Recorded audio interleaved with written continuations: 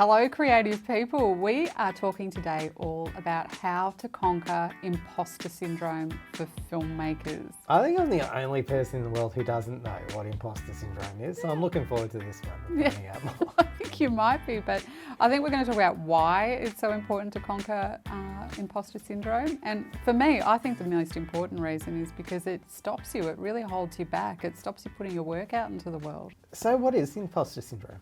Well, I can read you the definition, Mike. It was first identified in 1978. Imposter syndrome is the feeling that you've only succeeded because of luck and not because of your skills or experience. And according to an article published by the International Journal of Behavioural Sciences, over 70% of people experience imposter syndrome. Okay. So that means that 70% of you filmmakers are experiencing this, and I think it's a really big deal.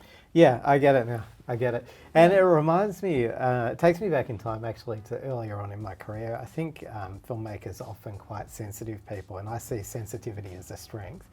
Sometimes, you know, it's used a bit derisively, but to be a great filmmaker, I think you need to be quite a sensitive person. And you're going to be vulnerable, right? Because you're creating something that you're putting out there in front of audiences, and they're going to respond to it, and they're going to judge it sometimes. It's going to be reviewed. Critics can be harsh, It can be tough. Yeah.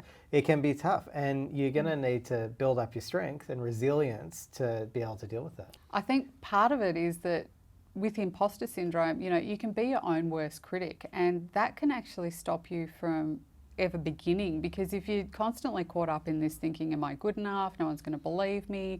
You know, maybe my work's not up to the standard, and you're always questioning and having that insecurity. How are you going to actually create something? How are you going to get your work out into the world? So let's talk about how we're going to overcome this.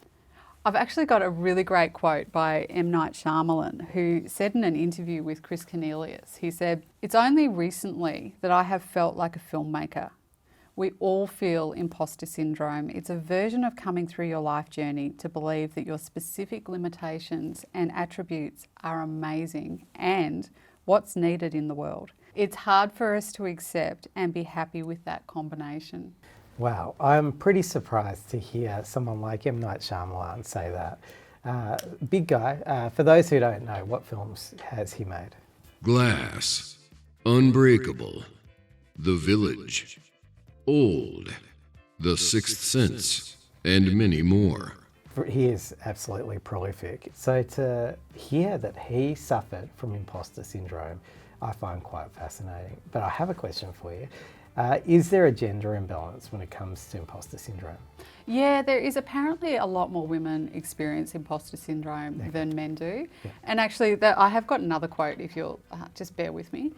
It's by Maya Angelou, who I think is just an amazing woman. And she once said, "I've written 11 books, but each time I think, uh-oh, they're going to find me out now. I've run a game on everybody and they're going to find me out." And this is a woman who was nominated for a Pulitzer Prize, a Tony Award, won 5 Grammys for her inspirational recordings. And she, after 11 books, still thought people were going to think she was a phony.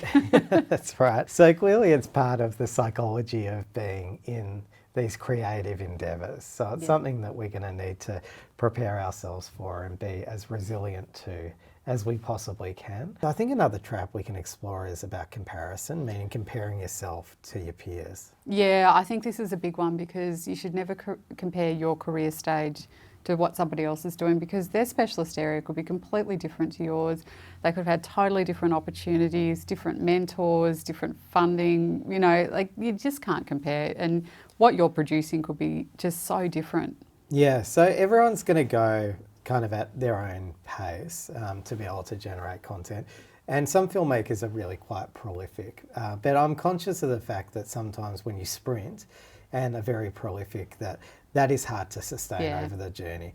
And I find that, you know, having a career as a filmmaker is a bit of a marathon. So you need to pace yourself regularly so that you don't burn out and fall in a heap. Yeah, that's right. And I think, you know, we're sort of, you know, coming up for 20 years in this career, and, you know, there's a bit of a where are they now? You know, people that I may have compared myself to really early career because their films were getting into festivals, or they got broadcast television deals, or, you know, something, and thinking, oh, why are they getting doing that and I'm not, and you know, why can't I get there? But you know, 20 years on, I'm still making movies and really enjoying it as a career, and they're no longer in the industry. So I don't think it's helpful to compare.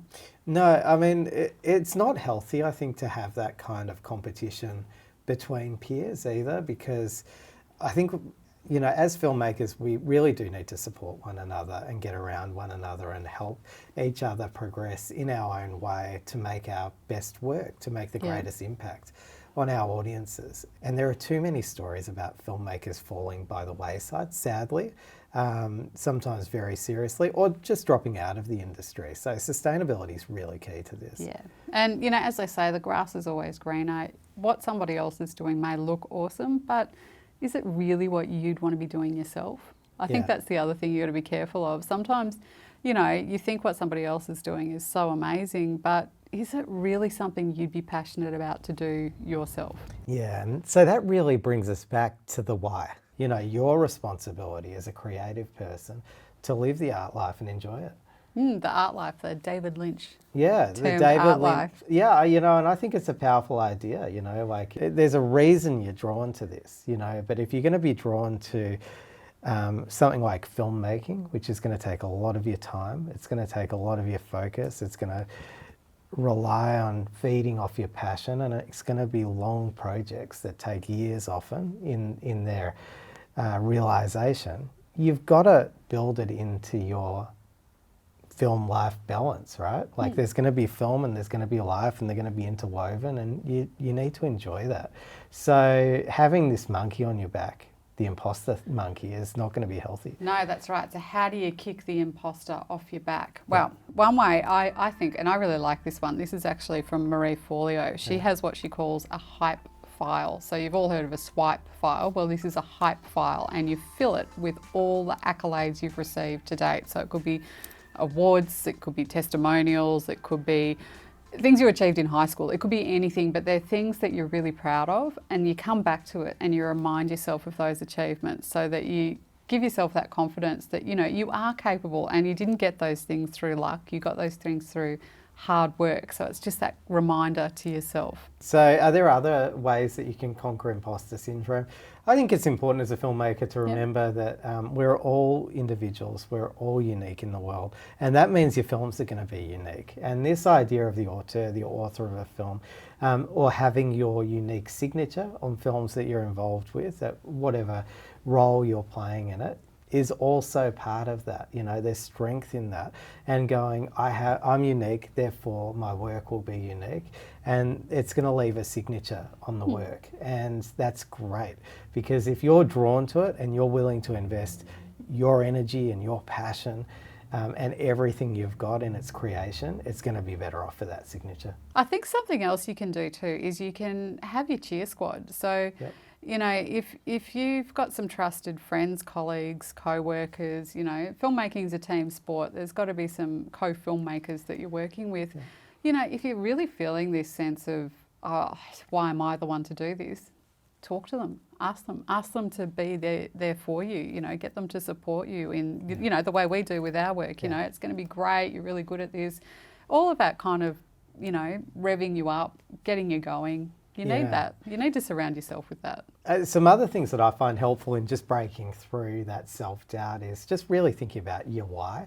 And it might be about what question you're trying to answer with your film and how that's going to make a difference in the world. What impact can that have?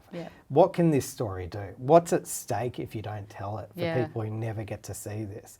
And think big, you may as well. There's no harm. Think as big as you can and as ambitiously as you can about your projects. You know, shoot for the stars, you might land on the moon, you know. Yeah, I think it's a really good point. Shift the focus away from you and make it about the work and what the work can achieve, and then you get that sense of obligation to fulfill from that perspective. So yeah, looking a little bit more outwards. Yeah, and you know, we are here to serve our audiences, and we do need to celebrate the impact and, you know, and impact you have on your audiences. You know, that's what it's all about after all. So I hope that's helped you understand a bit more. Maybe you've just now watching this realised that you are in fact suffering from imposter syndrome. So I hope that a few of these techniques, you know, the hype file, the surrounding yourself with a cheer squad, the looking outwards, what's the impact that your film could make on the world. Yeah. And I hope that really helps you to kind of have a bit more confidence to, you know, continue pursuing your filmmaking. You know, don't let it stop you, you know. Got to get over it so that you can get your film out there and really, you know, make that mark on the world. What's up next week? Is it about motivation? Yeah, next week's all about how to keep motivated. So come back, make sure you subscribe and come back next week for that episode.